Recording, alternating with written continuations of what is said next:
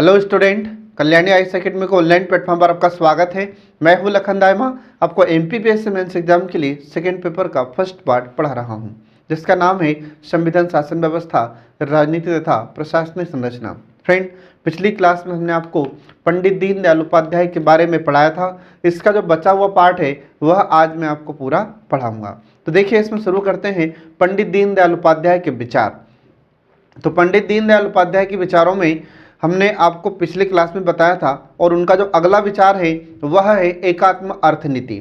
अब एकात्म अर्थनीति के बारे में पंडित दीनदयाल उपाध्याय का क्या विचार है, तो देखिए, इन्होंने एक पुस्तक लिखी थी जिसका नाम था भारतीय अर्थनीति विकास की दिशा।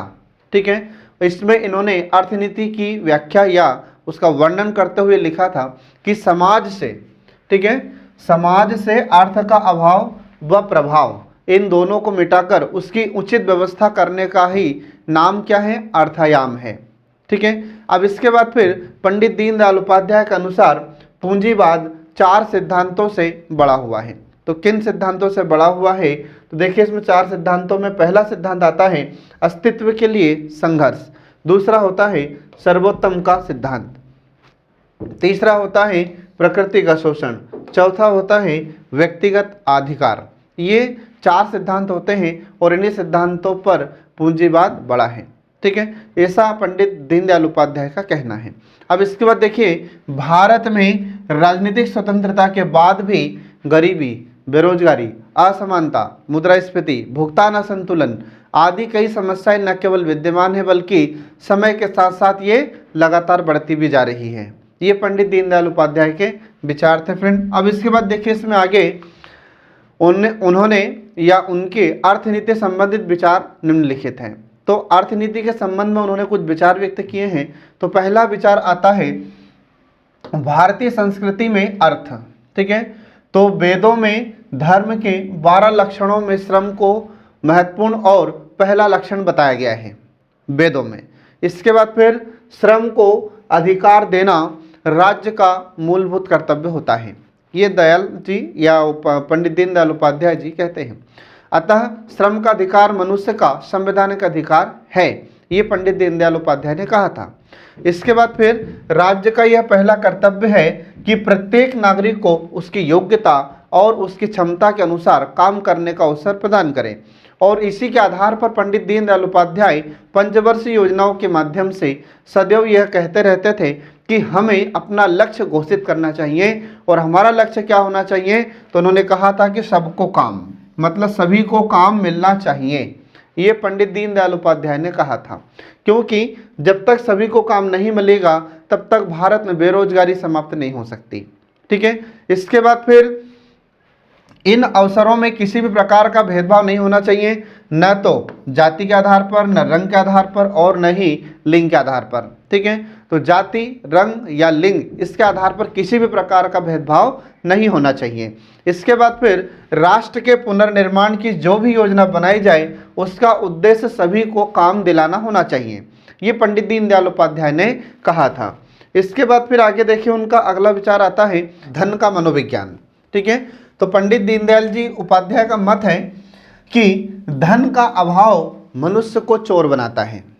उनका कहना था कि जब व्यक्ति के पास रुपया पैसा नहीं होता है तो वह चोरी करता है।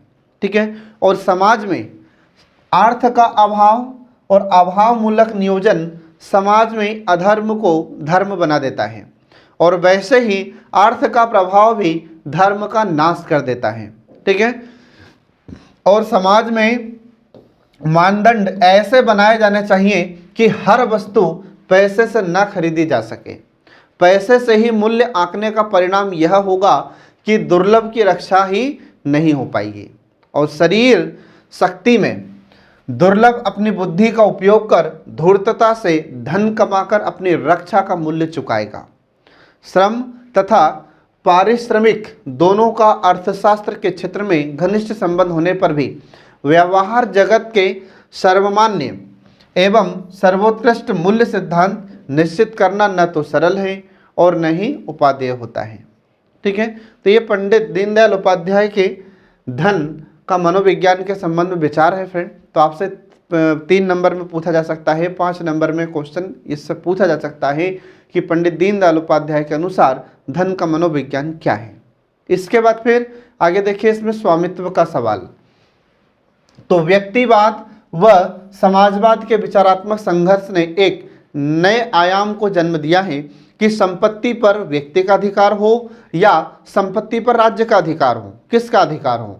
तो उपाध्याय जी ने संपत्ति के स्वामित्व के लिए व्यक्ति और समाज के द्वंद्व को ही गलत बताया है। इसके बाद फिर उन्होंने कहा है कि हर व्यक्ति समाज का प्रतिनिधि होता है और वह समाज की संपत्ति के एक हिस्से का न्यासी या संरक्षक भी होता है और व्यक्ति स्वयं समाज का अंग होता है, अतः वह स्वयं ही समाज की धरोहर है। इसलिए संपत्ति का अधिकार तो समाज का है ही और निजी संपत्ति के अधिकार के नाम पर समाज के कुछ लोगों के हाथ में संपत्ति के केंद्रीकरण या संपत्ति के सामाजिक अधिकार के नाम पर राज्य में संपत्ति के केंद्रीकरण को वे समान रूप से गलत मानते थे और अतः वे विकेंद्रीकृत या विकेंद्रित राज्य व विकेंद्रीकृत अर्थव्यवस्था के समर्थक थे। तो पंडित दीनदयाल उपाध्याय जी ने कहा था कि राज्य कैसा होना चाहिए, तो विकेंद्रित राज्य होना चाहिए। इसके बाद में अर्थव्यवस्था भी कैसी हो, तो विकेंद्रीकृत अर्थव्यवस्था हो, मतलब जो निचले स्तर की संस्थाएं होती हैं उनको भी अधिकार होना चाहिए, ठीक है। और हर व्यक्ति के पास अपना खुद का काम हो ताकि वह बेरोजगारी से मुक्ति पा सके। कोई भी व्यक्ति भारत में बेरोजगार न रहे, हर व्यक्ति को काम मिले, इसलिए उन्होंने विकेंद्रीकरण की वकालत की थी पंडित दीनदयाल उपाध्याय जी ने। इसके बाद फिर अब आगे देखिए, इसमें अगला आ जाता है पूंजीवाद एवं समाजवाद का निषेध। तो पंडित दीनदयाल उपाध्याय जी कुछ व्यक्तियों के हाथों में जो असीमित उत्पादन के सामर्थ्य के केंद्रीकरण के प्रबल विरोधी थे। तो पंडित दीनदयाल उपाध्याय जी कहते हैं कि हमारे भारत में और विश्व में भी कुछ ऐसे लोग हैं जिनके पास उत्पादन के असीमित संसाधन उपलब्ध हैं। कुछ ऐसे लोग हैं जो करोड़ों अरबों रुपए की संपत्ति के मालिक हैं और कुछ हमारे भारत में ऐसे भी लोग हैं जिनके पास कुछ संपत्ति भी नहीं है, ठीक है। तो जिनके पास बहुत ज़्यादा संपत्ति होती है, धन दौलत होती है, इसके बाद उत्पादन के साधन बहुत ज़्यादा होते हैं, ऐसे लोगों या ऐसे केंद्रीकरण के विरोधी थे पंडित दीनदयाल उपाध्याय। पूंजीवाद की प्रवृत्ति वित्तीय सत्ता को कुछ हाथों में केंद्रीकृत करने की है और यह केंद्रीकरण की प्रवृत्ति ही पश्चिम के औद्योगिकरण को बढ़ावा देती है। इसके बाद फिर उन्होंने कहा था कि उपभोगवाद तथा आर्थिक मानव की पूंजीवादी कल्पनाओं ने आर्थिक जीवन एवं मानव को विभक्त कर दिया है, ठीक है। श्रम एवं आनंद के बीच गहरी खाई पैदा कर दी है और एक स्वतंत्र जुलाहे को समाप्त कर उसे विशाल कारखाने का मजदूर बना दिया है, ठीक है। और आर्थिक क्षेत्र में यह एक प्रकार की डिक्टेटरशिप है या तानाशाही है, ठीक है। और प्राप्त शक्ति तथा प्रचार तंत्र के सहारे उत्पादकों के स्वामी सामान्य जन को उसके अधिकार से वंचित करते हैं, ठीक है। इसके बाद फिर अगला आता है आर्थिक लोकतंत्र। अब आर्थिक लोकतंत्र के अंतर्गत पंडित दीनदयाल उपाध्याय जी क्या कहते हैं, तो देखिए इसमें तो आर्थिक लोकतंत्र के अंतर्गत वे कहते हैं कि प्रत्येक को वोट जैसा राजनीतिक प्रजातंत्र का निष्कर्ष है, ठीक वैसे ही प्रत्येक को काम यह आर्थिक प्रजातंत्र का मापदंड है। इसका अर्थ यह हुआ कि जैसे हम देखते हैं कि प्रजातंत्र का निष्कर्ष क्या है कि प्रत्येक व्यक्ति को वोट का अधिकार हो, ठीक, या मतदान देने का अधिकार हो, ठीक ऐसे ही प्रत्येक व्यक्ति को काम हो या प्रत्येक व्यक्ति के पास काम हो, यह आर्थिक प्रजातंत्र का मानदंड है। अगर सभी के पास काम नहीं होगा तो व्यक्ति बेरोजगार हो जाएगा और जिसके कारण बेरोजगारी बढ़ेगी, ठीक है। तो पंडित दीनदयाल उपाध्याय जी कहते थे कि भारत में बेरोजगारी जैसी समस्या को समाप्त करने के लिए जरूरी है कि हर व्यक्ति के पास उसका खुद का काम होना चाहिए। ऐसा सरकार को प्रयास करना चाहिए। इसके बाद फिर काम प्रथम तो जीविका उपार्जनी हो तथा दूसरे व्यक्ति को उसे चुनने की स्वतंत्रता भी हो, ठीक है। तो उनका यह कहना था कि व्यक्ति को काम तो दिया जाए लेकिन जबरदस्ती थोपा न जाए, ठीक है। वह अपनी इच्छा के अनुसार उस काम को चुन सके कि मैं इस काम को ठीक से कर सकता हूँ, ठीक है। उसको काम के चुनने की स्वतंत्रता होना चाहिए। इसके बाद फिर काम के बदले में राष्ट्रीय आय का न्यायोचित भाग उसे नहीं मिलता हो तो ये काम की गिनती बेगार में होगी।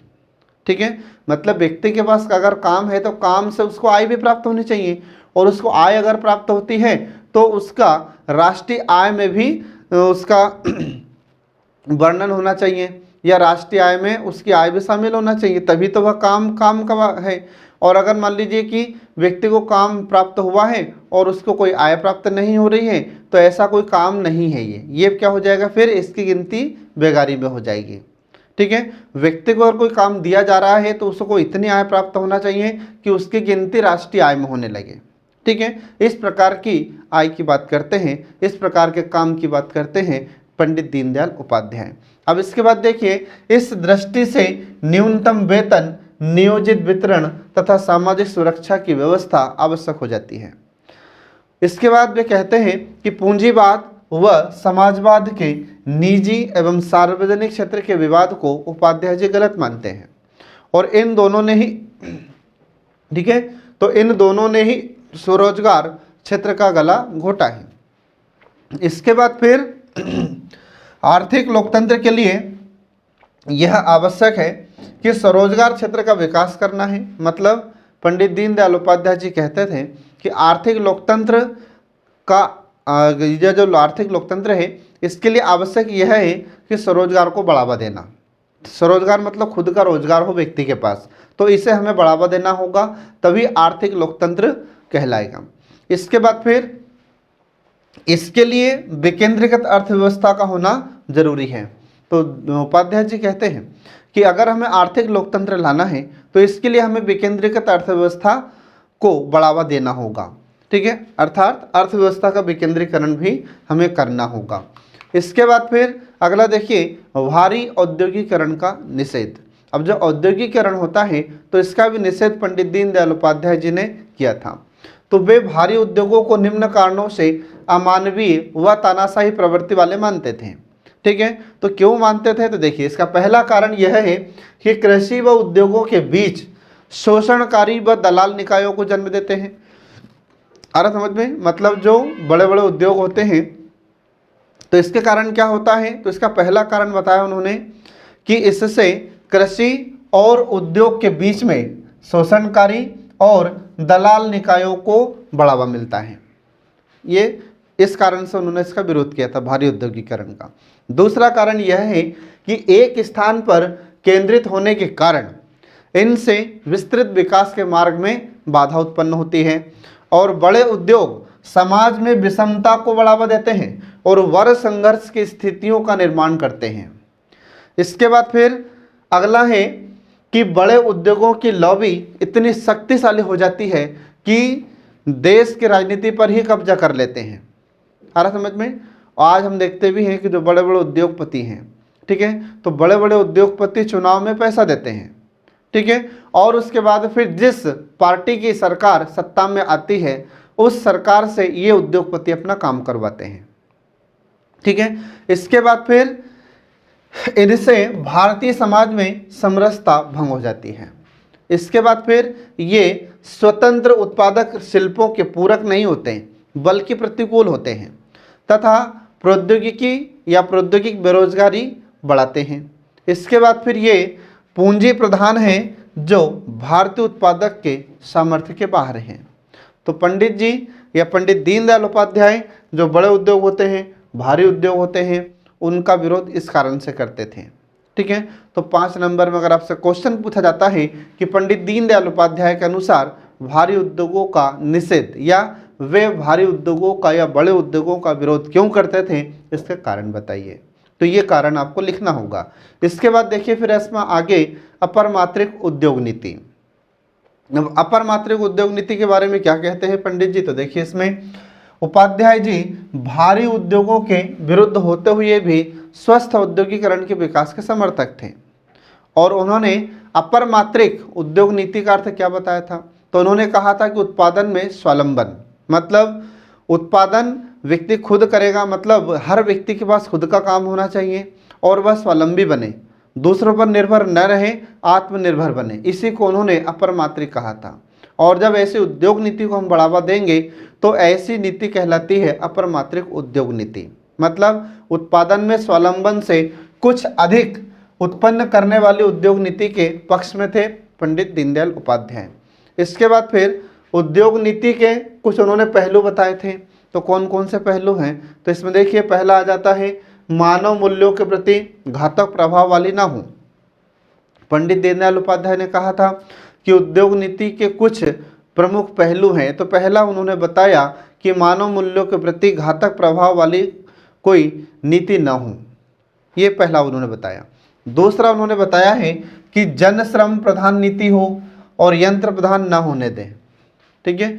इसके बाद में फिर अगला उन्होंने बताया कि उसका विकास पारस्परिक उत्पादन कारीगर व शिल्पी के औजारों के आधार पर हो। इसके बाद फिर उन्होंने बताया अगला कि यह सबको काम देने में सहायक हो। फिर इसके बाद में अगला उन्होंने बताया है कि उत्पादन के केंद्रीकरण के बजाय विकेंद्रीकरण में सहायक हो। ठीक है। इसके बाद फिर अगला उन्होंने बताया है कि यह भारत की कृषि ग्राम व्यवस्था के लिए पूरक हो। इसके बाद फिर अगला उन्होंने बताया कि वह गांवों से प्रतिभा पलायन न होने दे। ठीक है। इस प्रकार से औद्योगिक नीति बनाई जानी चाहिए, ये पंडित दीनदयाल उपाध्याय का कहना था। तो अगर 5 नंबर में आपसे पूछा जाए या 3 नंबर में आपसे पूछा जाए कि पंडित दीनदयाल उपाध्याय की अपर माध्यमिक उद्योग नीति बताइए, तो ये आपको लिखना होगा। इसके बाद फिर यह भी पूछा जा सकता है कि पंडित दीनदयाल उपाध्याय ने उद्योग नीति के कुछ पहलू बताए हैं, तो वे कौन कौन से हैं। तो 3 नंबर में ऐसा क्वेश्चन आपसे पूछा जा सकता है, तो ये आपको लिखना होगा। 5 नंबर में भी इससे क्वेश्चन पूछा जा सकता है, तो आपको ये लिखना होगा, क्योंकि 50 शब्द लिखना है मतलब 5 लाइन आपको लिखना है। इसके बाद आगे देखिए इसमें आर्थिक विकेंद्रीकरण। तो पंडित दीनदयाल उपाध्याय जी आर्थिक विकेंद्रीकरण के बारे में क्या कहते हैं, तो देखिए इसमें तो पंडित दीनदयाल उपाध्याय ने आर्थिक क्षेत्र में विकेंद्रीकरण को बढ़ावा दिया था और इसी के समर्थक भी थे। वे विकेंद्रीकरण के आधार पर उद्योग लगाने के पक्ष में थे। इसके बाद फिर वे मशीनों के परित्याग की बात नहीं करते थे, बल्कि उनका यह मानना था कि आकार प्रकार इतने बड़े न हो कि मनुष्य के हाथ खाली रह जाए। ठीक है। मतलब जब मशीनें अगर ज़्यादा होगी तो मशीनें का उपयोग किया जाए, लेकिन इतना उपयोग ना हो कि व्यक्ति बेरोजगार हो जाए। ये उनका कहने का मतलब है कि मशीनों का उपयोग तो किया जाए औद्योगिक क्षेत्र में, लेकिन व्यक्ति को भी काम मिलना चाहिए। ऐसा नहीं है कि मशीनें बहुत सारी उपयोग में लाने लगे और व्यक्ति बेरोजगार हो गया, ऐसा नहीं होना चाहिए। ठीक है, जो हम वर्तमान में देख रहे हैं। इसके बाद फिर छोटी मशीनों का प्रयोग और बड़ी मशीनों का परित्याग विकेंद्रीकरण के मूल भावना में निहित होता है। और दीनदयाल जी आर्थिक लोकतंत्र के पक्षधर थे, ताकि व्यक्ति को उसकी क्षमता के अनुसार काम मिल सके और प्रत्येक व्यक्ति की न्यूनतम आवश्यकताओं की पूर्ति हो सके। उन्होंने गांव में लगाए जा सकने वाले कुटीर उद्योग और लघु उद्योगों पर विशेष बल दिया था। अगर ग्रामीण क्षेत्र में कुटीर उद्योग को और लघु उद्योगों को बढ़ावा दिया जाएगा तो गांव में रहने वाले लोगों को भी रोजगार मिलेगा और वे लोग शहर की ओर पलायन नहीं करेंगे। ठीक है, ये उन्होंने कहा था। अब इसके बाद देखिए आगे कृषि। तो कृषि के बारे में दीनदयाल जी उपाध्याय का क्या मत है, तो देखिए इसमें तो पंडित दीनदयाल उपाध्याय के अनुसार भारत एक कृषि प्रधान देश है। भारत में सर्वाधिक लोगों के द्वारा कृषि की जाती है। हमारे भारत में बहुत सारे लोग ऐसे हैं जो कृषि पर निर्भर हैं, कृषि से ही उन्हें आय प्राप्त होती है। ठीक है, तो हमारी राष्ट्रीय आय में 60% उत्पादन कृषि से ही प्राप्त होता है और लगभग 70% लोग, ये उस समय की बात है फ्रेंड, याद रखना। तो उपाध्याय जी कहते हैं कि लगभग 70% लोग कृषि क्षेत्रों से ही अपनी आय प्राप्त करते हैं या आजीविका प्राप्त करते हैं। इसके बाद उनके मत में कृषि विकास को सुदृढ़ किए बिना देश का औद्योगिकरण नहीं हो सकता। उन्होंने कहा था कि कृषि को बढ़ावा देना होगा, कृषि को मजबूत बनाना होगा। ठीक है, इसके बाद फिर अगर कृषि को मजबूत नहीं किया जाएगा या कृषि क्षेत्र को बढ़ावा नहीं दिया जाएगा तो औद्योगिकरण नहीं हो सकता, क्योंकि जो कच्चा माल होता है यह हमें कृषि से ही प्राप्त होता है। इसके बाद क्योंकि भारत का किसान केवल अनाज एवं उद्योगों के लिए ही आवश्यक कच्चा माल का उत्पादन ही नहीं बल्कि कारखानों के निर्मित माल का बड़ा ग्राहक भी होता है। ठीक है। तो उपाध्याय जी कहते हैं कि किसान फसलों का उत्पादन करता है तो एक तरफ तो यह उद्योगों के लिए कच्चा माल का उत्पादन करता है, और दूसरी तरफ कि जब उद्योग या जो भी औद्योगिक क्षेत्र होते हैं जब उत्पादन करते हैं तो उस माल को भी खरीदता कौन है ज़्यादा? किसान ही खरीदता है। आ रहा समझ में? ये आपको ध्यान रखना है। इसके बाद फिर हमें खाद्यान्न उत्पादन में स्वावलंबी बनना चाहिए, और स्वावलंबन कृषि में बहुत थोड़ी पूंजी लगाकर अधिक रोजगार देने की क्षमता होती है। ठीक है। उन्होंने कहा था कि हम जो विदेशों से अनाज खरीदते हैं ये हमको नहीं खरीदना चाहिए, अनाज उत्पादन में हमें स्वावलंबी होना चाहिए, हम खुद इतने आत्मनिर्भर हो जाएं कि हम विदेशों से अनाज न खरीदें, ये उन्होंने कहा था। इसके बाद फिर उन्होंने कहा था कि कृषि क्षेत्र में थोड़ी पूंजी लगाकर अधिक रोजगार प्राप्त किया जा सकता है। ठीक है, इतनी क्षमता होती है कृषि क्षेत्र में, ये उन्होंने कहा था पंडित दीनदयाल उपाध्याय जी ने। इसके बाद फिर उन्होंने इसके लिए बड़ी बांध परियोजनाओं के स्थान पर छोटे छोटे बांध बनाने के लिए कहा था। ठीक है, उन्होंने कहा था कि बड़े बांध बनाने के बजाय छोटे बांध बनाए जाने चाहिए। छोटे बांध कम पैसे में बनाए जा सकते हैं। ठीक है, और छोटी परियोजनाओं के रोके गए पानी में से 95% पानी खेती के काम आ सकता है, जबकि जो बड़ी बांध परियोजनाएं होती हैं, ठीक है, तो इन बड़ी बांध परियोजनाओं में मात्र 55% पानी का ही उपयोग किया जा सकता है। ठीक है, तो जो बड़ी परियोजनाएं होती हैं तो उपाध्याय जी के अनुसार कि इसके पानी का कम उपयोग होता है खेती में सिंचाई के लिए, और जो छोटी परियोजनाएं होती हैं तो छोटी परियोजनाओं को ज़्यादा से ज़्यादा बढ़ावा दिया जाना चाहिए, क्योंकि इसके 95% पानी का उपयोग खेतों में सिंचाई के लिए होता है, इसलिए छोटी बांध परियोजनाओं को बढ़ावा देना चाहिए, ऐसा कहना था पंडित दीनदयाल उपाध्याय का। इसके बाद फिर बड़ी बांध परियोजनाएं मुख्यतः पूंजी प्रधान होती है, विदेशों से आयातित सामग्री, इसके बाद तकनीक व साधनों पर निर्भर करती है, और इन बड़े बांधों से पानी निकासी भी ठीक ढंग से नहीं हो पाती है। इसके बाद फिर उन्होंने अपनी भारतीय अर्थनीति पुस्तक में 1951-56 तक के काल में विभिन्न बांध परियोजनाओं के कारण कृषि उत्पादन में हुई वृद्धि को सांख्यिकी जानकारी प्रस्तुत की है, और इससे यह स्पष्ट होता है कि बड़ी बांध परियोजनाओं पर बजट में स्वीकृत राशि में से 92% 92% राशि खर्च होकर भी कृषि उत्पादन में केवल 47% ही वृद्धि हुई है, ये उन्होंने कहा था। इसलिए छोटी परियोजनाओं को बढ़ावा देना चाहिए, ये पंडित दीनदयाल उपाध्याय का विचार था। इसके बाद फिर उपाध्याय जी का यह मत था कि लगातार रासायनिक उर्वरकों के उपयोग से खेत की उर्वरा शक्ति कम हो जाती है, और इनका प्रयोग, इनके स्थान पर गोबर के खाद का प्रयोग किया जाना चाहिए, ये उन्होंने कहा था पंडित दीनदयाल उपाध्याय ने। इसके बाद फिर गोबर को जलाने के बजाय उसे गोबर संयंत्र लगाकर ईंधन और खाद के रूप में 2 प्रकार से उपयोग किया जा सकता है। तो पंडित दीनदयाल उपाध्याय जी कहते थे कि जो गांव में या ग्रामीण क्षेत्र में जो गोबर होता है उस गोबर से हम गोबर गैस बना सकते हैं, फिर उससे जो भी अपशिष्ट पदार्थ बचता है उसका हम उपयोग खेतों में खाद के लिए कर सकते हैं। ठीक है, और ऐसा करने से गांव के ईंधन की समस्या भी हल हो जाएगी, और रासायनिक उर्वरकों के कारण होने वाली जो भूमि का क्षरण है वह भी रुक जाएगा, ये उन्होंने कहा था। इसके बाद फिर पंडित दीनदयाल उपाध्याय सहकारी कृषि के बिल्कुल विरुद्ध थे। उनका विश्वास था कि इसकी परिणति सामुदायिक खेती में होगी, और भूमि का आज का स्वामी भूमिहीन मजदूर बन जाएगा, ये उन्होंने कहा था, और लोकतंत्र की अपेक्षा तानाशाही प्रवृत्ति मजबूत होगी, और सहकारी खेती हमारे अधिक से अधिक उत्पादन के लक्ष्य के विरुद्ध होगी। ये पंडित दीनदयाल उपाध्याय का मत है कृषि के क्षेत्र में। तो आपको याद रखना फ्रेंड, यह आपसे 5 नंबर में भी पूछा जा सकता है। इसके बाद देखिए, उपाध्याय जी के अनुसार किसान को कृषि उपज का उचित मूल्य भी मिलना जरूरी है।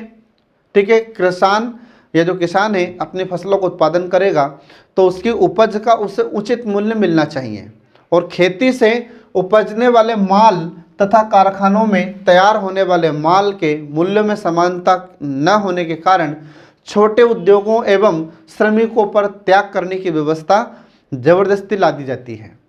ठीक है, ये उन्होंने सब अपने विचार व्यक्त किए थे कृषि के लिए। तो 5 नंबर में आपसे क्वेश्चन पूछा जा सकता है, ठीक है, कि पंडित दीनदयाल उपाध्याय जी के कृषि संबंधी विचार लिखिए, तो ये आपको लिखना होगा।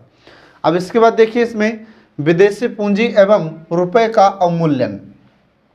तो पंडित दीनदयाल उपाध्याय जी कहते हैं कि हमारे देश में श्रम शक्ति तथा कच्चा माल अधिक मात्रा में उपलब्ध होता है, ठीक है, परंतु औद्योगिक विकास के लिए पूंजी की कमी होती है और विदेशी पूंजी मुख्यतः 3 तरह से प्राप्त होती है। तो 3 तरह से कौन कौन से हैं? तो पहला देखिए इसमें कि विदेशी पूंजीपतियों से व्यक्तिगत रीति से, दूसरा होता है अंतर्राष्ट्रीय वित्तीय संस्थानों से, और तीसरा होता है विदेशी सरकारों से ऋण के रूप में या उद्योगों में भागीदारी के आधार पर। तो ये 3 प्रकार से विदेशी पूंजी हमें प्राप्त होती है, ये उन्होंने बताया था पंडित दीनदयाल उपाध्याय जी ने बारे, ठीक है। अब इसके बाद आगे देखिए इसमें अगला आ जाता है कि रुपए का अवमूल्यन। जब बाध्यतावश किया जाता है तो उसका परिणाम केवल आयात तक ही सीमित नहीं रहता, वरन उत्पादन मूल्यों, औद्योगिकीकरण तथा आर्थिक विषमता पर उसके दूरगामी प्रभाव भी होते हैं।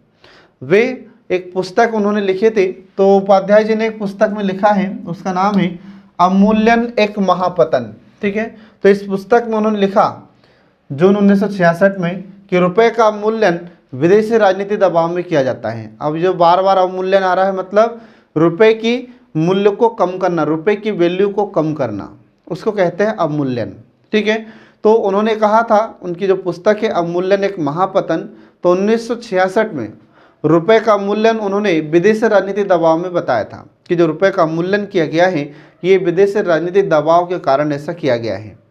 इसके बाद फिर विदेशी पूंजी के साथ हमें विवश होकर विदेशों की उत्पादन प्रणाली एवं साधन सामग्री के कारण स्वदेशी विज्ञापन एवं अनुसंधान कार्य पिछड़ गए हैं और देश की विदेशों पर निर्भरता बढ़ती गई है, ये उन्होंने कहा है। अब इसके बाद देखिए इसमें अगला है उनका विचार अर्थ संस्कृति। अब अर्थ संस्कृति के संबंध में उनके विचार कौन कौन से हैं, तो देखिए इसमें तो उपाध्याय जी के अनुसार मानव जीवन में उत्पादन, वितरण तथा उपभोग से 3 कार्य उसके आर्थिक जीवन को नियंत्रित करते हैं। इसके बाद फिर अनियंत्रित या असंयमित उपभोग वितरण में विषमता व लूट को प्रेरित करता है और उत्पादन की कोई मर्यादा नहीं होती और यह असांस्कृतिक जीवन होता है। इसके बाद फिर उपाध्याय जी की अर्थ संस्कृति का सूत्र है कि अपरिमात्रिक उत्पादन, फिर समान वितरण तथा संयमित उपभोग, ये इनके सूत्र हैं जो आपको ध्यान रखना है। तो एग्जाम में 3 नंबर में आपसे क्वेश्चन पूछा जा सकता है कि पंडित दीनदयाल उपाध्याय की अर्थ संस्कृति का सूत्र क्या है, तो ये 3 पॉइंट आपको उसमें लिखना होगा, अपरिमात्रिक उत्पादन, समान वितरण तथा संयमित उपभोग। इसके बाद देखिए आगे उन्होंने कहा है कि उपभोग की आवश्यकता एवं अपेक्षित बचत के लिए उत्पादन को अपरिमात्रिक उत्पादन कहते हैं और यह उत्पादन की एक मर्यादा होती है और वितरण ऐसा होना चाहिए कि रोटी, कपड़ा, मकान, पढ़ाई और दवाई, ये 5 आवश्यकताएं प्रत्येक व्यक्ति की पूरी हों। इन आवश्यकताओं की पूर्ति में व्यक्ति को किसी भी कठिनाई का सामना न करना पड़े, ये पंडित दीनदयाल उपाध्याय के विचार थे। अब इसके बाद देखिए इसमें आगे कि अधिकतम और न्यूनतम आय का नियत अनुपात नहीं बिगड़ना चाहिए और संयमित उपभोग से तात्पर्य उनका था कि स्वस्थ शरीर की आवश्यकता के अनुकूल उपभोग में संयम तथा सादा जीवन भारतीय अर्थव्यवस्था का प्राण होता है, ठीक है। उन्होंने कहा था कि उपभोग भी किया जाना चाहिए लेकिन नुकसानदायक न हो ऐसा उपभोग नहीं करना चाहिए, ठीक है। मनुष्य को जितनी वस्तुओं की, जितनी चीज़ों की आवश्यकता है सिर्फ उतना ही खरीदें और उनका ही उपयोग करें, अनावश्यक वस्तुओं का संग्रह न करें, ठीक है। इसके बाद फिर आगे देखिए कि आर्थिक अभाव तथा प्रभाव दोनों ही उपभोग को असंयमित कर देते हैं, अतः अर्थव्यवस्था ऐसी होनी चाहिए जो जीवन की अर्थायाम की संपूर्ति करे या पूर्ति करे, ये उन्होंने कहा है। किसने? पंडित दीनदयाल उपाध्याय के विचार है फ्रेंड, तो ये आपको ध्यान रखना है। तो 5 नंबर में भी ये आपसे क्वेश्चन पूछा जा सकता है। इसके बाद फिर अब आगे देखिए आर्थिक नीति का निर्धारण। तो एकात्म मानववाद ने भारत में आर्थिक नीति निर्धारण के लिए 5 सोपान निर्धारित किए हैं। ठीक है, तो ये 5 सोपान कौन कौन से हैं? तो पहला हो जाता है कृषि, दूसरा होता है उद्योग, तीसरा होता है परिवहन, चौथा होता है व्यापार और पांचवा होता है सामाजिक सुरक्षा। तो ये आपको ध्यान रखना है। 5 नंबर में आपसे क्वेश्चन पूछा जा सकता है कि पंडित दीनदयाल उपाध्याय जी के अनुसार अर्थनीति के 5 सोपान कौन से हैं? तो ये 5 सोपान आपको लिखना होगा। ठीक है, 3 नंबर में ये क्वेश्चन पूछा जा सकता है। अब इसके बाद देखिए इसमें आगे कि भारत एक कृषि प्रधान देश है, अतः औद्योगिकरण से पहले कृषि का विकास करना जरूरी है। जिन अविकसित राष्ट्रों ने इस नीति का अनुसरण किया है वे आर्थिक विकास में पिछड़ गए। हमारे देश में भी हमने दूसरी पंचवर्षीय योजना में कृषि की उपेक्षा कर औद्योगिकरण को बढ़ावा दिया था, जिसके कारण भारत में गरीबी, बेरोजगारी बढ़ी है। ये उनका कहना था, पंडित दीनदयाल जी का। इसके बाद फिर कृषि के अधिक विकास के लिए तथा कृषि पर अधिक भार न पड़े, इसलिए दीनदयाल उपाध्याय जी ने औद्योगिकरण को भी आवश्यक माना था।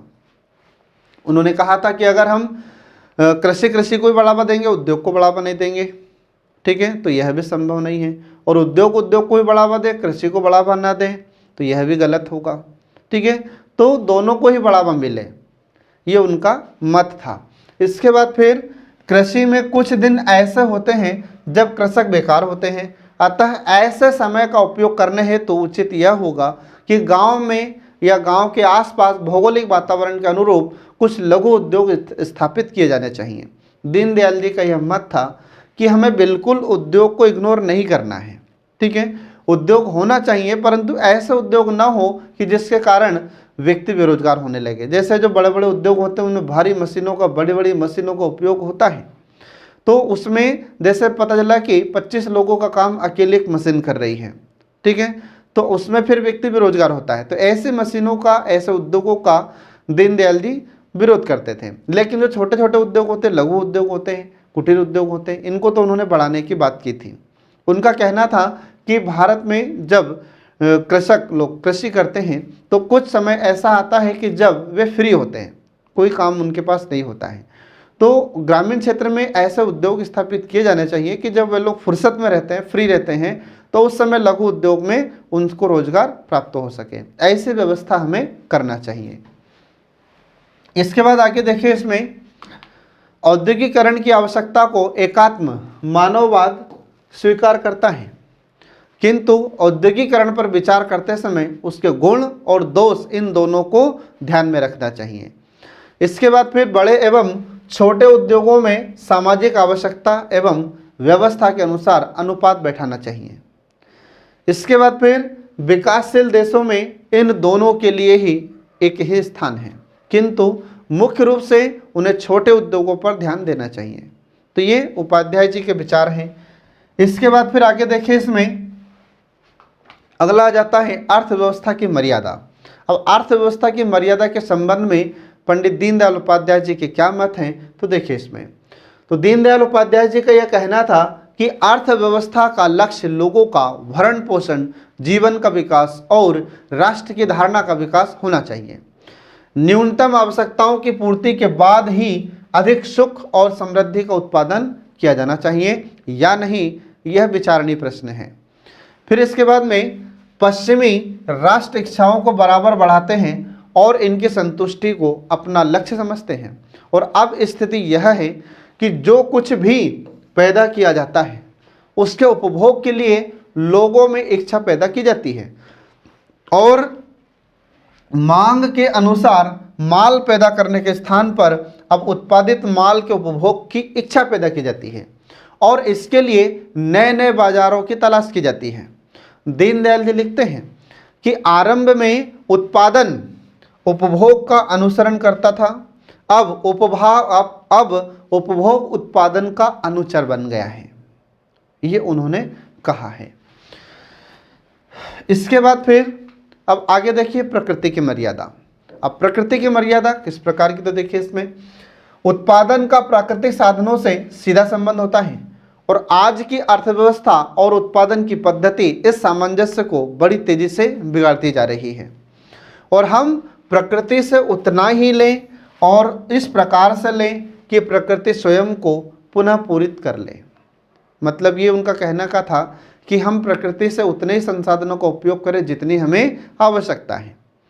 इसके बाद फिर दीनदयाल जी का यह मानना है कि हमारी अर्थव्यवस्था का लक्ष्य अमर्यादित नहीं बल्कि मर्यादित उपभोग होना चाहिए और यह प्रकृति के शोषण पर निर्भर न होकर उसके पोषण पर निर्भर होना चाहिए। ये प्रकृति की मर्यादा के बारे में उपाध्याय जी के विचार हैं। ठीक है, अब इसके बाद देखिए इसमें आगे अगला आ जाता है पूंजी का निर्माण। अब पूंजी के निर्माण के लिए यह आवश्यक है कि संपूर्ण उत्पादन का उपभोग करने के स्थान पर उसमें से कुछ बचाया जाना चाहिए और उसे भविष्य या भावी उत्पादन के लिए काम में लाया जा सके और उपभोग में संयम के बिना पूंजी नहीं बनेगी, ये उनका कहना था।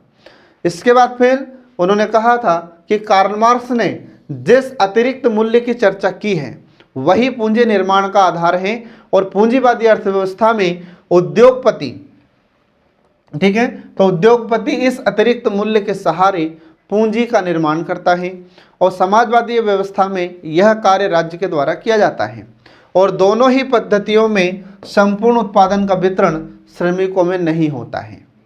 ठीक है, इसके बाद फिर आगे देखिए इसमें आगे अगला आता है मशीन का प्रभुत्व।